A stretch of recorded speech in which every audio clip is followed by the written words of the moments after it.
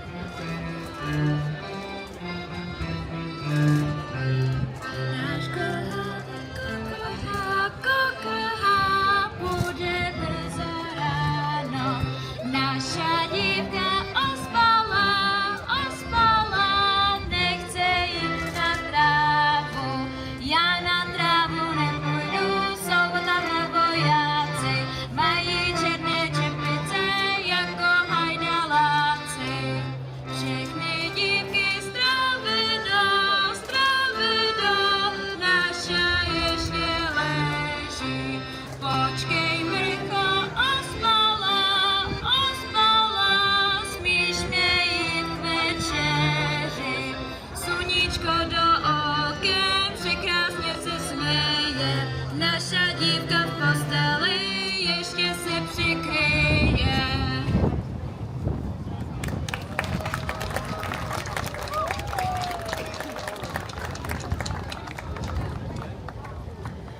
Dovolte, abych vám představila dnešní složení muziky. Na violončelo hraje vedoucí skupiny Irena Valachová, na housle Alice Valešová,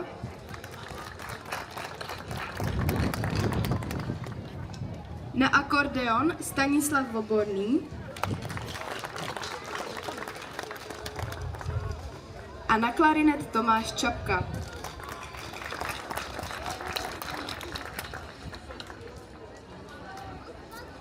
Další část programu patří mládeži Pítešanů, kterou vedou Věra Pospíšilová a Silva Smutná.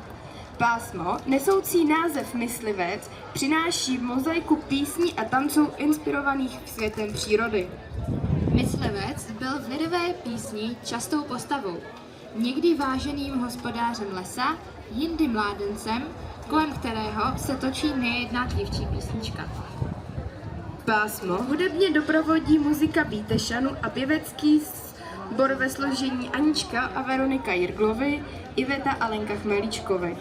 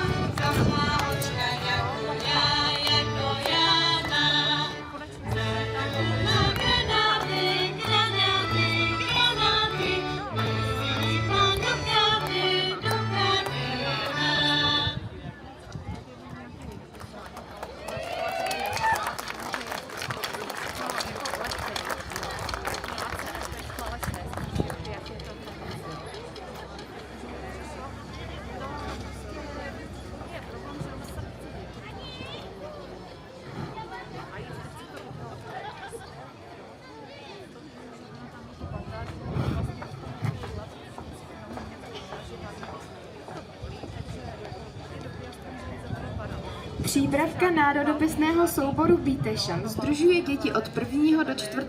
ročníku základní školy a vede je k poznávání lidových písní, tanců a tradic. Vedoucí Dana Jirglová s dětmi tentokrát připravila veselé pásmo Ševci, věnované jednomu z nejstarších vesnických řemesel. Písničky, hra i tanec ukážou, že lidová tradice je nejen nejen silným dědictvím našich předků, ale také zdrojem humoru, radosti a společné zábavy. Stejně jako předchozí vystoupení, toto pásmo doprovodí muzikanti a pěvecký sbor národopisného souboru Pítešanů.